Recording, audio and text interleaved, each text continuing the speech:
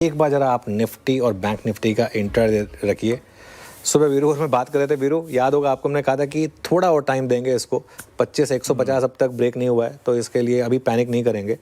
और bank Nifty ने तो बहुत ही शानदार मूव दिखाया। बैंक निफ्टी ने तो एग्जैक्ट आई थिंक वो उस मेजर डिप को रिस्पेक्ट करके वहाँ से अच्छी बाइंग आपको दिखाई। 59,340 का लो था और अच्छी बिल्कुल टिपिकल आज टेक्स्ट बुक मूव था। मैं टेक्स्ट बुक मूव क्यों कह रहा हूँ इसको, निफ्टी ने सुबह पहले कल का लो तोड़ा, एक सेंस दी कि शायद मार्केट में वो रैली खत्म हुई, लेकिन उसके बाद वहाँ से मार्केट घूमा ज़बरदस्त और निफ्टी और बैंक निफ्टी दोनों ने बाय जोन को रिस्पेक्ट किया और वहीं से रिवर्सल दिया और दोनों ने एग्जैक्ट स्टॉप लॉस से पहले एक रिवर्सल दिखाया। ये एक अच्छी चीज़ थी। इसके लिए एक लॉजिकल स्टॉप लॉस रखना सिस्टम में ज़रूरी होता है, वरना कई बार स्टॉप लॉस लग के उसके बाद मार्केट घूमता है। और आप दोनों इंडेक्स देखिए फर्स्ट रेजिस्टेंस जोन में।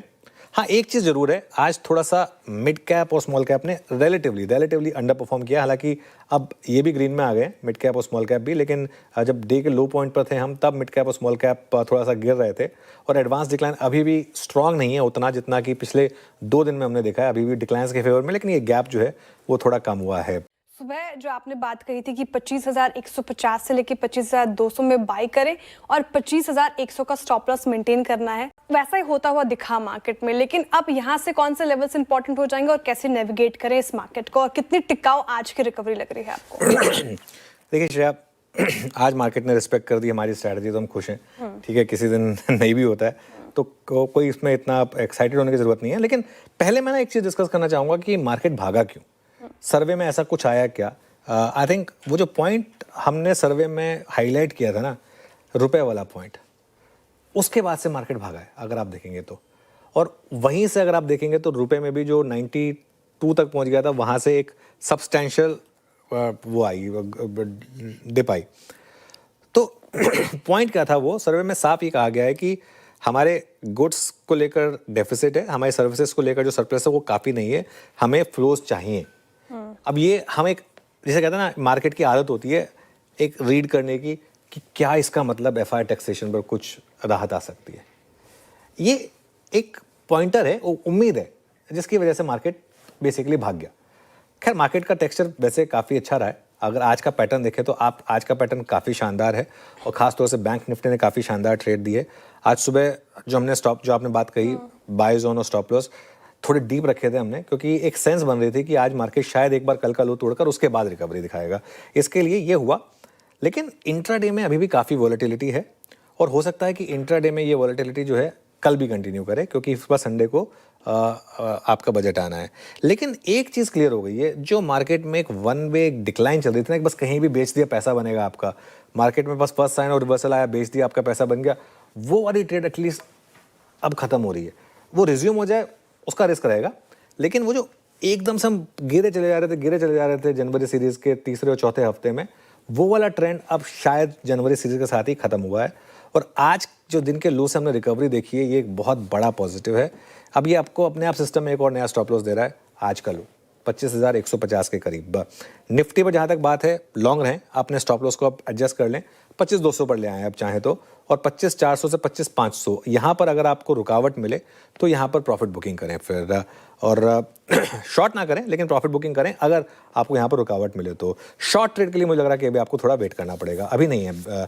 बैंक निफ्टी तो मेरे ख्याल से आज का सबसे बड़ा स्टार रहा और शानदार सुबह से ही बैंक निफ्टी ने वन वे रैली दिखाई है। एक्चुअली सुबह बस खुला, ओपन लो लगाया और वहीं से उसके बाद 59,340 से 60,000 पर आपको थोड़ी रेजिस्टेंस मिलेगी, लेकिन ऑल टाइम हाई की तरफ अब हम बढ़ रहे हैं। बैंक निफ्टी पर ऑल टाइम हाई कितना है, 60,300 कितना, एक बार जरा एक महीने का चार्ट रख दीजिए। और 59,500 के अब स्टॉप लॉस के साथ 60,437 का ऑल टाइम हाई है। 59,500 के ट्रेलिंग स्टॉप लॉस के साथ अब बैंक निफ्टी में लॉन्ग रहे। सर, आपने कहा कि बाजार में जिस तरीके से मूव्स आए उसके पीछे का कारण, एक बड़ा कारण इकोनॉमिक सर्वे भी है आज का। ऐसी क्या इंटरेस्टिंग बात है और थोड़ा डिटेल में समझाएंगे, हाइलाइट्स क्या रही जो स्टॉक मार्केट के इन्वेस्टर को, ट्रेडर को समझना चाहिए? देखिए, 2-3 इंटरेस्टिंग चीज़ें आई हैं सर्वे में। सबसे पहले एफआईआई से ज़्यादा अब डीआईआई की हिस्सेदारी है। ये हालांकि 2-3 महीने पहले हो गया था, लेकिन तो सर्वे पूरे साल का आता है तो ऑब्वियसली। और भारतीय बाजार में एफआईआई की हिस्सेदारी अब 16.7% पर है, डीआईआई की हिस्सेदारी 18.3% पर है। और एफआईआई की खरीदारी जो है, जो एफआई की जो हिस्सेदारी है, वो 13 साल के लो पर है। 13 साल के लो पर है और ये एक इंटरेस्टिंग चीज़ है। और रिटेल निवेशकों का भी भरोसा बढ़ा है बाजार में। डायरेक्ट इन्वेस्टमेंट जो है वो 20.3% बढ़ा है। FY 19 से 25 के बीच में इनडायरेक्ट इन्वेस्टमेंट 27.3% बढ़ा है। और डिपॉजिट से ज़्यादा अब आप इक्विटी पर भरोसा कर रहे हैं। तो FY 12 में डिपॉजिट्स होते थे श्रेया 57.9% और शेयर और म्यूचुअल फंड होते थे वो 1.8%। वो वाली प्लेट रखिएगा, इसके अगले वाली। FY 25 में वो मामला आकर हो गया है 35% लास्ट की प्लेट कुल सेविंग के मुकाबले deposit versus investment in mutual fund and shares. अब वो मामला आ गया 15.2% पर। FY 12 वर्सेस FY 25 के बीच का एक फ़र्क है, वो वाला ग्राफिक प्लीज ला दीजिए और किसी की ज़रूरत नहीं है।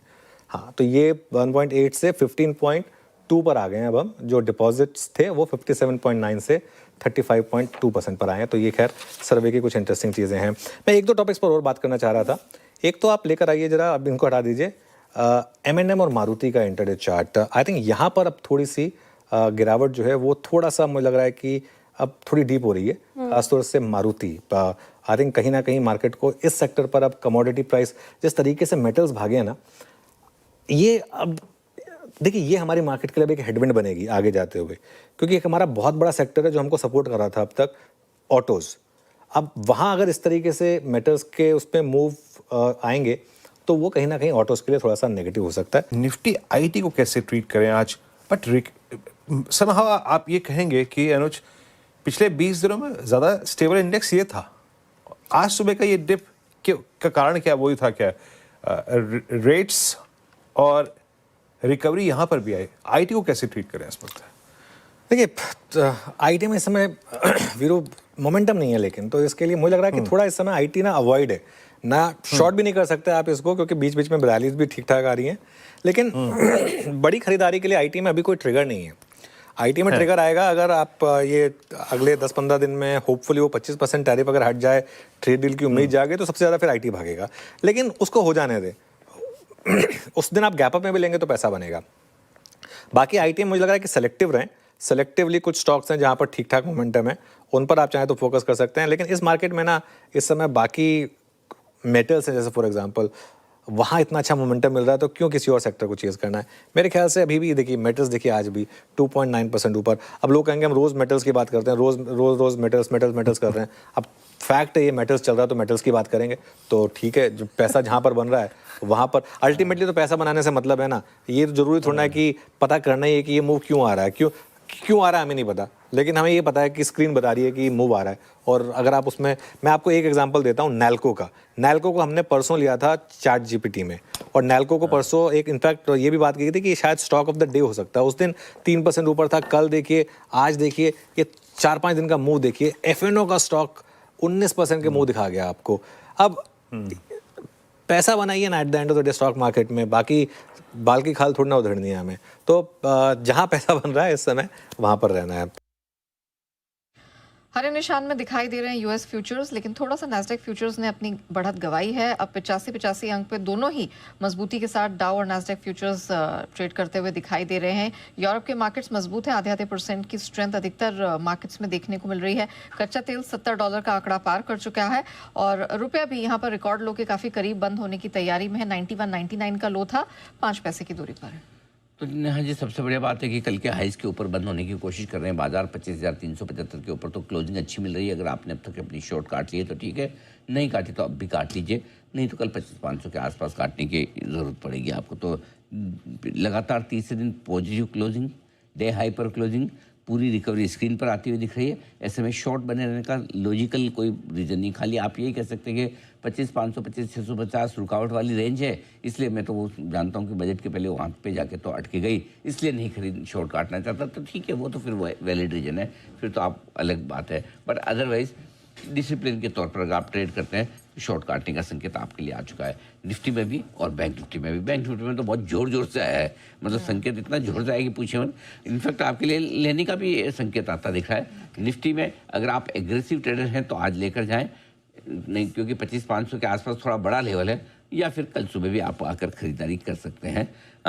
कल खरीदने के लिए बेस्ट लेवल होगा आपका 25,250 25,300 के आसपास का अगर मिल जाए तो, या फिर एक कंडीशन पे कि थोड़ा अभी और थोड़ा कल गलती से गैप डाउन मिल जाए आज ही की तरह तो थोड़ा कल और खरीदेंगे, या फिर अभी फ्यूचर्स खरीद कर 25,300 का पुट ऑप्शन भी खरीद सकते हैं। ओवरनाइट रिस्क थोड़ी सी ज़्यादा है, वो ईरान वाला मामला तेजी आती तो हम भूल जाते हैं, है ना, लेकिन भूलना नहीं है। $70 पे क्रूड चल रहा है ईरान का, ये क्रूड जब तक गर्म है ना तब तक ईरान का मामला ठंडा नहीं हुआ, ये ध्यान रखिएगा जरूर। इसलिए ओवरनाइट रिस्क में थोड़ी सी वो रिस्क तो है ही है।